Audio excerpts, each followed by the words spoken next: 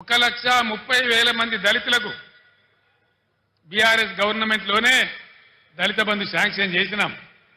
Proceedings ఇచ్చినాం. డబ్బులు జిల్లా కలెక్టర్లకు పంపించినాం. 12 లక్షలు ఇస్తామని నమ్మబలికిన ఈ కాంగ్రెస్ ఏం చేసింది? ఈరోజు ఒక్కలకు కూడా ఇవ్వడం లేదు. 10 లక్షలు కూడా ఇవ్వడం లేదు. 12 లక్షలు కాదు. కలెక్టర్లకు వచ్చినటువంటి డబ్బులు అకౌంట్లన్నీ ఫ్రీజ్ చేసి ప్రభుత్వం వాళ్ళ డబ్బులు వాపసు తీసుకున్నది. నేను ఒక్కటే మాట మీకు మనవి చేస్తా ఉన్నా.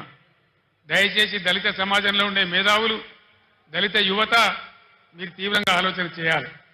మౌనంగా ఉంటే మన సమస్యలు పరిష్కారం కావు. పోరాటం చేయకుండా ఇది రాదు. నేను ప్రభుత్వానికి కూడా హెచ్చరిక చేస్తా ఉన్నా. 1,30,000 మంది దళిత బిడ్డలను నేనే స్వయంగా తోడుకొని వచ్చి సెక్రటరియట్ పక్కన అంబేద్కర్ కాడ దీక్ష బట్టి మీ మెడలు వంచి అవన్నీ కూడా వాళ్ళకి ఇప్పిస్తామని మనవి చేస్తా ఉన్నా.